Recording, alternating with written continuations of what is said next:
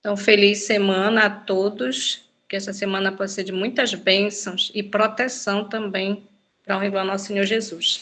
Estamos estudando o livro Grande Conflito e passamos agora a estudar nos países e cidades que o evangelho foi pregado, né? E hoje vamos falar sobre a Grã-Bretanha, que está no capítulo 14 do livro, tá? Estamos acompanhando a leitura do livro, né? Então estamos também no 14º dia da nossa jornada.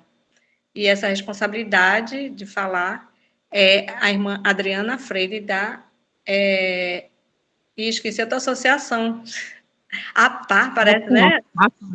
Isso. Eu coloquei ASPA. APA, tá? Então, com a Adriana, a palavra. Bom dia, irmã Alexandra, bom dia a todos os irmãos, intercessores, que a graça e a paz do nosso Senhor estejam com cada um nessa manhã. E, como a irmã Alexandra mencionou, esse capítulo vai falar sobre a verdade que avança na Grã-Bretanha, na verdade. E é uma leitura extensa, e nós vamos mencionar aqui como foi que essa obra avançou, vai falar de muitos heróis da fé. Então, fiquemos atentos e aqueles que puderem, leiam cada capítulo depois, porque traz muito aprendizados e fortalece muito a nossa fé. E é muito interessante como o Espírito de Deus trabalha com aqueles que estão interessados que a obra avance.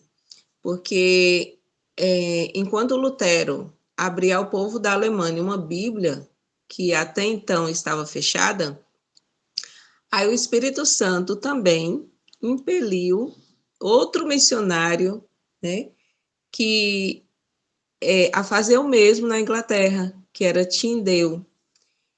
E a Bíblia de Wycliffe havia sido traduzida do texto latino, que continha muitos erros, e o custo de cópias manuscritas eram tão elevados que houve apenas uma circulação restrita. Então, a gente pode perceber o quanto a Bíblia era restrita naquele tempo. Hoje nós temos a Bíblia aqui no Brasil, né? Nós podemos ter várias Bíblias, quantas quisermos, na biblioteca da nossa casa, né? Mas naquele tempo não era assim, era muito restrito. Então, a palavra de Deus, para ser pregada, tinha que ser missionários realmente corajosos, que abraçasse a causa e que não temesse a morte. E foi em 1515 que o Novo Testamento ele foi impresso pela primeira vez no idioma original grego, porque as pessoas precisavam ser alcançadas.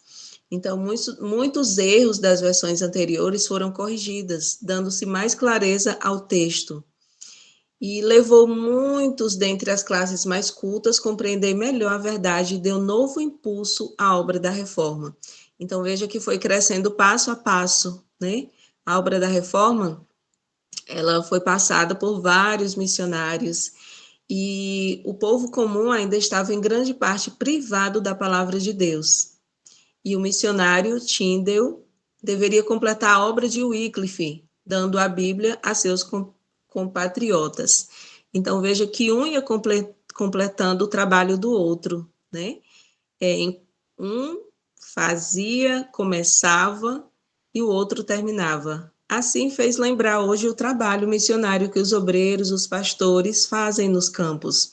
Um chega, prega o evangelho, estuda com a pessoa e às vezes chega o tempo de ser transferido e logo depois vem outro missionário e termina ali aquela obra, né? O Espírito Santo trabalha com aquele missionário e ele vai terminar a obra que o outro missionário deixou. Então, Tyndale, ele pregava destemidamente. Ele não tinha medo de falar a verdade. A pretensão romanista de que a igreja dera a Bíblia e de que somente ela poderia explicar, respondeu Tyndale, longe de nos haverdes dado as escrituras, sois vós que tendes escondido de nós, sois vós que queimais os que as ensinam, e se pudesseis, queimareis as próprias escrituras. Então, a pregação de Tyndale despertou grande interesse, mas os padres, o que eles fizeram? eles se esforçaram para destruir a sua obra. Então, veja que Satanás, ele sempre trabalhou em prol de destruir aqueles, né, que trabalham com a verdade. E agora, o que se deve fazer? Tyndale ficou pensando, né? E ele pensava assim: não posso estar em toda parte. Realmente, uma pessoa só não pode estar em vários lugares ao mesmo tempo. E ele pensou: oh, se os cristãos possuíssem as sagradas escrituras em sua própria língua. Então, ele já pensava, né, em estratégias de como fazer agora para que a verdade fosse expandida, já que ele não poderia estar em vários lugares. E aí ele pensava que se todos tivessem a Bíblia na sua própria língua, poderiam por si mesmos resistir àqueles sofismas, né, que os líderes religiosos queriam impor para atrapalhar o trabalho. Então, sem a Bíblia, é impossível firmar o leigo na verdade. Então, agora ele estava interessado, né, para que a Bíblia se expandisse para várias pessoas na sua própria língua. Então, esse novo propósito toma posse do espírito desse grande missionário. Não falará o evangelho a língua da Inglaterra entre nós? Então, deveria a igreja ter menos luz ao meio-dia do que a aurora? Os cristãos devem ler o Novo Testamento em sua língua materna. Apenas pela Bíblia poderiam os homens chegar à verdade. E aí, um erudito católico, olha só o que aconteceu. Em controvérsia com Tyndale, ele disse assim: seríamos melhores estando sem as leis de Deus do que sem as leis do Papa. Olha só que conclusão esse erudito católico chegou e exclamou que seria melhor eles ficarem sem as leis de Deus e ficassem com as leis do Papa. E o missionário Tyndale respondeu: desafio o Papa e todas as suas leis. E se Deus poupar minha vida, dentro em pouco farei com que um rapaz que conduz o arado saiba mais as escrituras do que vós. Então, olha só, a ousadia de Tyndale. Realmente ele não temia. E ele enfrentaria, sim, o Papa, as autoridades, e ele conseguiu, pela graça de Deus, ele conseguiu traduzir o Novo Testamento em inglês para que os leigos tivessem acesso. E assim, por causa da perseguição, ele foi expulso da sua própria casa. Então, veja como se cumpre, né, as profecias. Muitas vezes, os da própria casa não entendem, né, sobre realmente o trabalho missionário, e nesses últimos dias nós também seremos perseguidos. E quando houver uma perseguição de realmente, assim, os próprios familiares, amigos,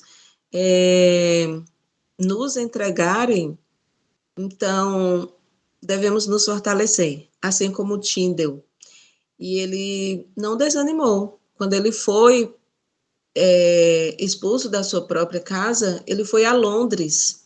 E ali ele prosseguiu por algum tempo em seus labores, sem ser molestado. E mais de novo os romanistas o obrigaram a fugir. Então era perseguição, né, em cima de perseguição. E toda a Inglaterra parecia fechar-se contra ele. Na Alemanha começou a imprimir o Novo Testamento. E quando foi proibido de imprimir numa cidade, ele ia para outra.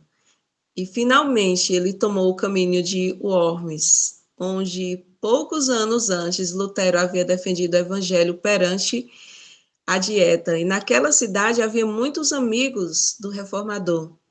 E foi mais fácil para ele, porque tendo esses amigos, 3.000 exemplares do Novo Testamento foram logo concluídos. E assim ele seguiu para outra edição. Então a gente fica tão feliz, né? Porque era uma pessoa que ele tinha sede, ele tinha anseio pela salvação das almas. E isso me fez parar um pouco e refletir: será que esse mesmo Espírito está pairando sobre nós?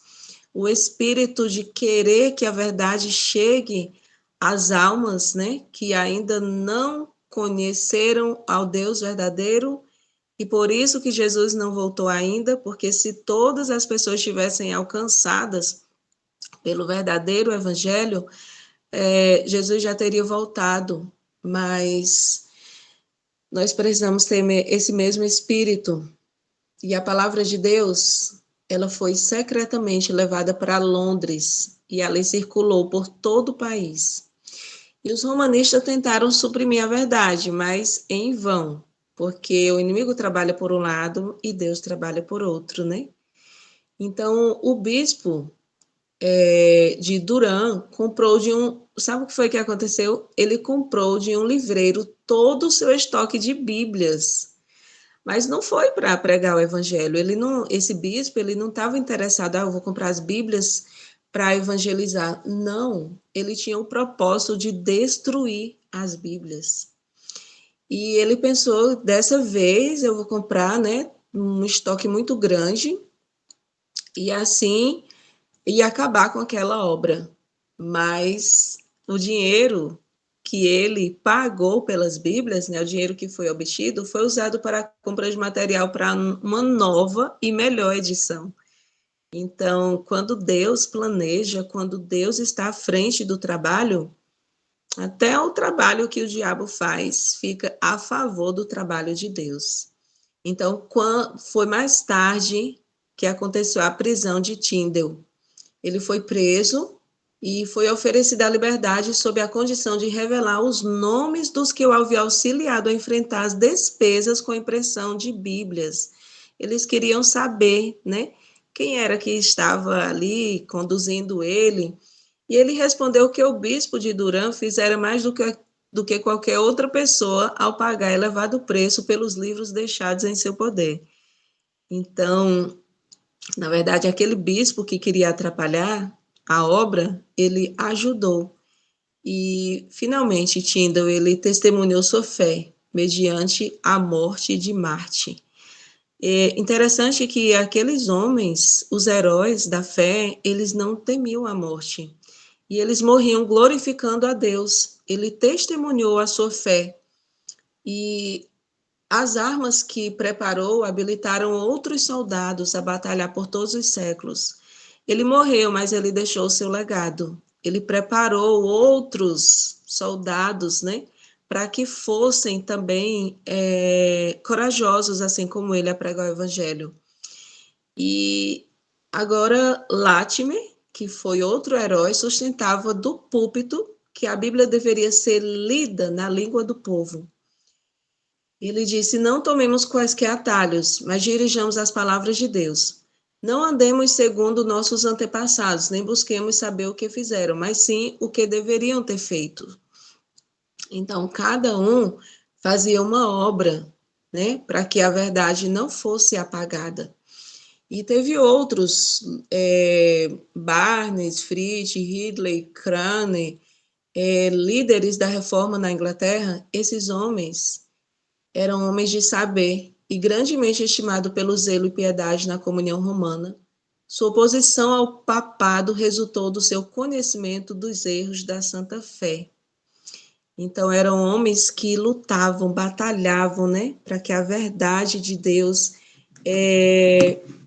fosse realmente entregue às pessoas que tinham interesse de salvação. E assim, o grande princípio mantido por aqueles reformadores, o mesmo que fora sustentado pelos valdenses, por Wycliffe, Hus, Lutero, Zwinglio, e pelos que ali se uniram, foi a autoridade infalível das Escrituras. E por seus ensinos, eles provavam todas as doutrinas e todas as reivindicações. A fé na palavra de Deus sustentava aqueles homens santos ao renderem a vida na fogueira. Então, veja, eles tinham fé realmente que esse era o trabalho que eles deveriam fazer, mesmo se chegasse à morte. E Latimer, ele disse assim: consola-te. Ele exclamou a seu companheiro de martírio, quando as chamas estavam a ponto de fazer silenciar-lhes a voz. Acenderemos nesse dia na Inglaterra uma luz que, pela graça de Deus, espero que jamais se apague. Então, a morte deles trazia mais vontade que a pregação do evangelho fosse expandida a todas as criaturas. E durante séculos, depois que as igrejas da Inglaterra se submeteram a Roma, as da Escócia mantiveram sua liberdade. E no 12º século, quando o papado estabeleceu ali, e em nenhum país foram mais densas das trevas, mas ali chegaram raios de luz penetrando na escuridão. E os lollardos, vindos da Inglaterra com a Bíblia e os ensinos de Wycliffe, fizeram muito para preservar o conhecimento do Evangelho. E agora teve a inauguração da Reforma, vieram os escritos de Lutero e o Novo Testamento redigido por Tyndale. E esses mensageiros atravessaram silenciosamente as montanhas e vales, reacendendo o facho da verdade prestes a extinguir-se e desfazendo a obra que 4 séculos de opressões haviam sido realizados. Então vejam o quanto esses homens passavam. Eles viajavam, passavam por perigos, né? Provações, mas eles estavam ali entusiasmados para que essa chama não fosse apagada, para que a tocha fosse mantida acesa. Aí os chefes romanistas, apercebendo agora subitamente o perigo que ameaçava sua causa, levaram à fogueira alguns dos mais nobres dentre os filhos da Escócia. E aquelas moribundas testemunhas por todo o país fizeram o coração do povo vibrar no propósito de se libertar das algemas de Roma. E aí que entramos agora a ver um pouco do que John Knox, que foi um grande missionário, também um herói da fé. A gente vê aqui um pouco do trabalho dele nesse capítulo. E ao lado de grande número de discípulos mais humildes, eles renderam a vida na fogueira. Hamilton e o Wishart. Mas de junto da pira ardente de Wishart veio alguém a quem as chamas não reduziram ao silêncio. Alguém que abaixo de Deus vibraria o golpe de morte ao domínio papal na Escócia, que foi John Knox. Ele desviara-se das tradições da igreja para alimentar-se das verdades da palavra de Deus. E os ensinos de Wishart haviam confirmado sua determinação de abandonar Roma e unir-se aos reformadores perseguidores. Então, John Knox, ele estava interessado também na salvação, a ponto dele fazer uma oração, né, que ele disse: Pai, dá-me a Escócia, senão eu morro. Então, esse mesmo Espírito, será que está sobre nós? Devemos realmente clamar a Deus por amor pelas almas, né? Será que nós estamos lutando, batalhando pelas almas, né? A ponto de dizer: Pai, dá-me a salvação dessa pessoa, senão eu morro, né? E, havendo seus companheiros insistido em que ele pregasse, ele tremeu diante da responsabilidade.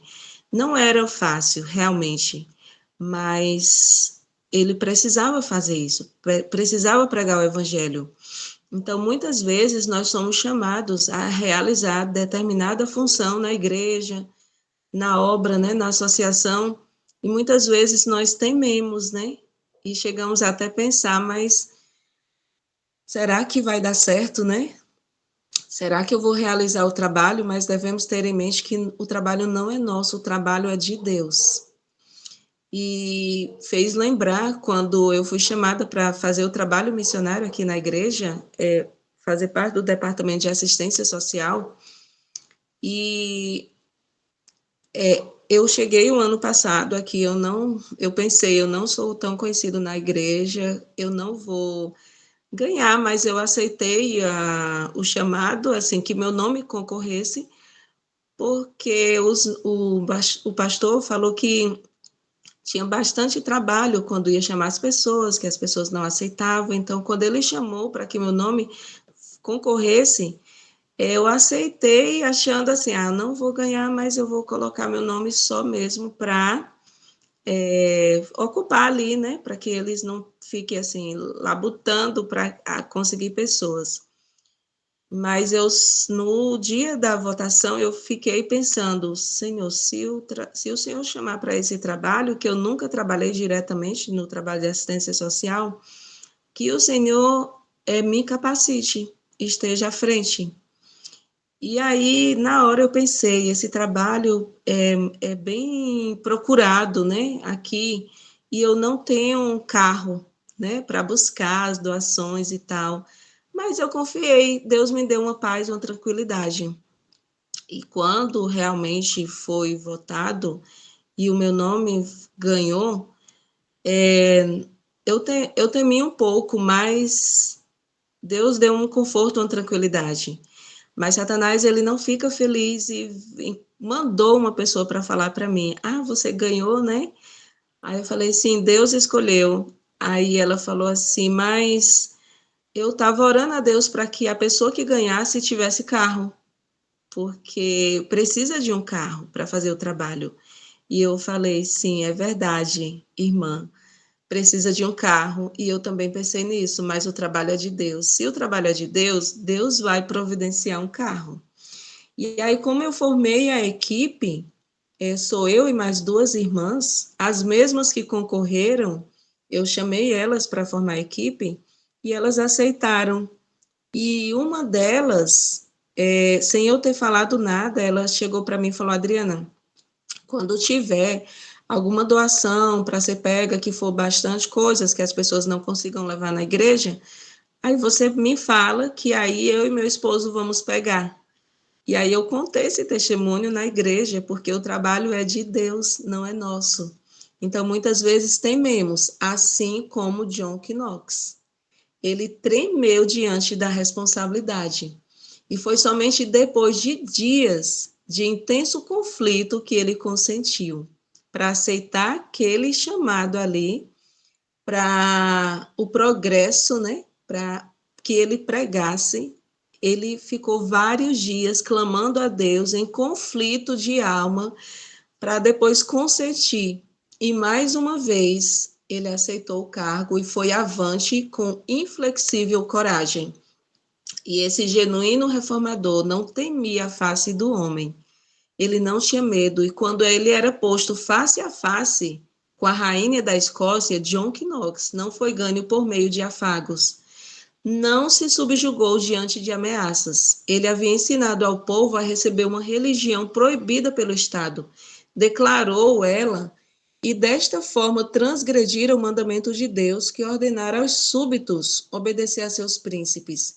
E John Knox, ele respondeu com firmeza: se toda a semente de Abraão houvesse sido da religião de Faraó, de quem foram súditos durante muito tempo? Pergunto-vos, senhora, que religião teria havido no mundo? Ou se todos os homens nos dias dos apóstolos houvessem sido da religião dos imperadores romanos, que religião teria havido sobre a face da terra? Então ele não temia nem mesmo a rainha. E assim ela ficou agora, né, na dúvida, e ela disse interpretar, você interpreta de um jeito. E eles, né, os ensinadores católicos, interpretam de outra maneira. A quem eu devo crer? E quem será o juiz? Agora, as palavras de John Knox foi profundamente na sua alma e ela ficou nessa, eu devo crer em quem? E ele disse, creia em Deus, que fala claramente em sua palavra. Ele respondeu, afirmando realmente que ela deveria crer em Deus, porque ele é a verdade, a palavra de Deus é a verdade. E ele disse, a palavra de Deus é clara por si mesma. Então, o que ele estava pregando não era palavras dele, mas eram as palavras de Deus. E se aparecer qualquer ambiguidade em algum lugar, o Espírito Santo, que nunca é contrário a si mesmo, em outros lugares explica a mesma coisa de maneira mais clara. Então, ele tinha intrépida coragem. E assim, aquele destemido reformador, sob o risco da própria vida, ele manteve seu propósito, até que a Escócia ficou livre do papado. Então, ele era um homem de oração. É por isso que realmente os testemunhos que a gente vê, né, respostas de orações, são reais, são verdadeiras. E na Inglaterra, o estabelecimento do protestantismo como religião nacional diminuiu a perseguição, mas não a deteve completamente. Então, tinha aquelas épocas, né, que a perseguição amenizava um pouco, mas não era extinguida por completo. E assim foi rejeitada a supremacia do Papa, mas em seu lugar o monarca foi entronizado como cabeça da igreja. E ainda havia amplo desvio da pureza do evangelho. E a liberdade religiosa ainda não fora compreendida, ainda que só raramente os governadores protestantes recorressem às horríveis crueldades que Roma empregava, o direito de cada homem a adorar a Deus, segundo os ditames de sua própria consciência, não era ainda reconhecido. Os dissidentes foram perseguidos durante centenas de anos. Então, muitos ainda não compreendiam a verdade, né? Por isso que eles não paravam. Eles não deveriam parar a obra. E aí, no século XVII, veio a destituição de milhares de pastores. Milhares de pastores foram destituídos nesse século XVII. E o povo foi proibido de assistir a qualquer reunião religiosa, exceto as que eram sancionadas pela igreja. Então, na profundidade agasalhada da floresta, aqueles perseguidos filhos do Senhor se congregavam para apresentar sua oração e seu louvor. Então, venhamos nos colocar no lugar desses homens. Eles agora estavam proibidos, né, de pregar o evangelho. Eles foram destituídos, né? Milhares de pastores, as pessoas agora não podiam assistir às reuniões, né, onde a verdade era pregada. E eles desanimaram, eles pararam de congregar? Não, eles agora na floresta, ali, né, na profundidade, eles congregavam, oravam, louvavam a Deus. E muitos sofreram pela fé. As cadeias ficaram repletas, famílias foram divididas, mas a perseguição não conseguia fazer silenciar o seu testemunho. Muitos partiram para a América através do oceano e ali eles lançaram os fundamentos da liberdade civil e religiosa. É lindo de ver, né? A fé e a perseverança. E olha só o que aconteceu num calabouço repleto de criminosos. É aí que John Bunyan, né? Já ouviram falar em John Bunyan? Que foi lá no calabouço, ele estava repleto, além de sua volta, de criminosos. Ele respirava a atmosfera do céu, em meio àquelas companhias ali, mas a presença de Deus estava com ele. E foi ali que ele escreveu sua maravilhosa alegoria do Peregrino. Acredito que muitos aqui já leram, já assistiram o filme, né, do Peregrino. E ele escreveu ali aquela jornada, né, que o peregrino viajando da terra da destruição para a cidade celestial. E o peregrino e graça abundante é o principal dos pecadores. São 2 livros, né, tem guiado muitos à senda da vida. Muitas pessoas que assistem o filme O Peregrino, leem o livro, abrem os olhos, né? Se despertam realmente que a jornada para chegar ao céu não é fácil. Esses homens aqui, eles sofreram bastante. Muitas vezes, pessoas hoje sofrem por alguma perseguição e pensam, Senhor, por quê? Né? Por que estou passando por isso? Mas olhemos para a vida de Jesus, para a vida desses heróis aqui, e eles não desanimavam. Em meio a turbulências, eles escreviam, né, mensagens inspiradas por Deus. E em tempo de grandes trevas espirituais, aí vem o Whitefield e os irmãos Wesley, que era Carlos Wesley e John Wesley. E eles apareceram como portadores de luz de Deus. E foi sob o domínio da igreja estabelecida. O povo havia caído num estado que dificilmente se distinguia, né, do paganismo, e as classes mais elevadas zombavam da piedade. e as classes mais baixas, elas eram abandonadas ao vício. E a igreja não possuía coragem ou fé para apoiar a esmorecida causa da verdade. Então, precisava ser levantado ali, né, esses 3 missionários, Carlos, John Wesley, os irmãos, né, Wesley, e foi aí que surge, né, a justificação pela fé. A grande doutrina da justificação pela fé, tão claramente ensinada por Lutero, agora ela precisava ser reavivada, porque quase foi perdida de vista. Mas o princípio romanista da confiança nas boas obras para a salvação tomou seu lugar. Então, veja só, Lutero tinha pregado, né, sobre a justificação pela fé, o justo viverá pela fé, aí quase estava extinta, né, não se lembrava muito, e veio agora o princípio romanista, que não, salvação é pelas obras, né, então você tinha que fazer para poder ser salvo. E foi aí que o Whitefield e os Wesleys buscaram sinceramente o favor de Deus. E isto, segundo lhes for ensinado, deveria ser conseguido mediante vida virtuosa e pela observância das ordenanças da religião. Agora, eles precisavam de forças, né? Um exército de anjos ao redor deles para que essa verdade, a justificação pela fé, não fosse esquecida. E Wesley e seus companheiros foram levados a ver que a lei de Deus se estende tanto aos pensamentos quanto às palavras e ações. E com oração e diligentes esforços, eles aplicavam a subjugar os males do coração natural.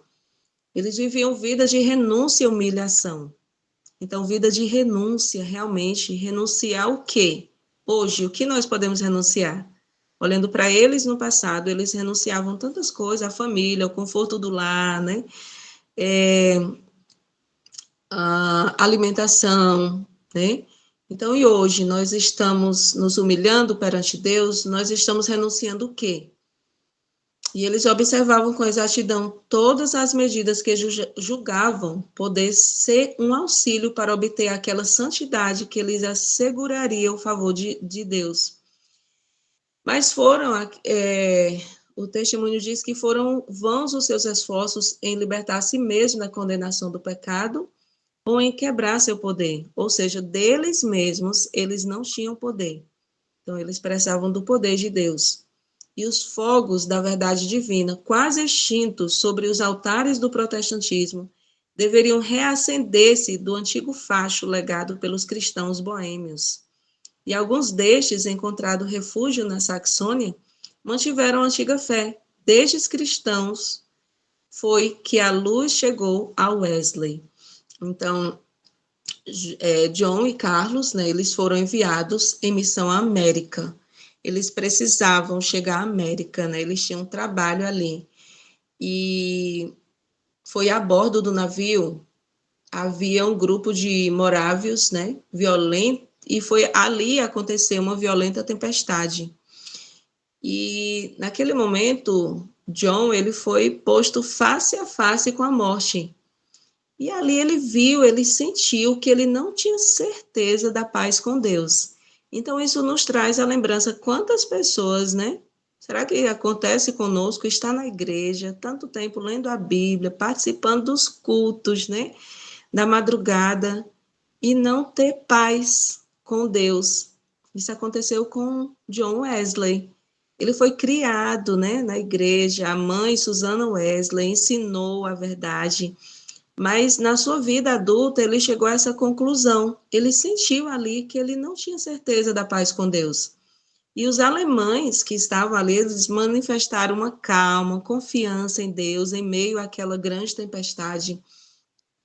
E João achou estranho aquilo ali, né? Como eles têm paz, tranquilidade, e dentro dele ele não tinha, ele estava temendo a morte. E muito tempo antes, ele disse, eu já havia observado a grande seriedade, né, daquela conduta dele.